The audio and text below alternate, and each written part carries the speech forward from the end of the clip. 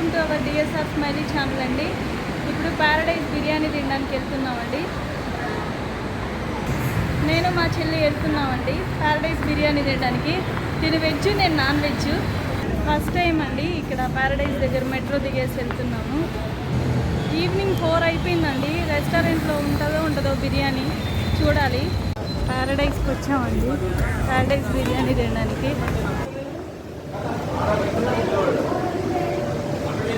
Video తీస్తాం.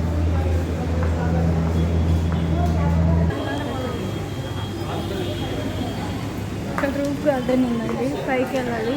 మేము mini గోల్డ్కి వెళ్తున్నాము.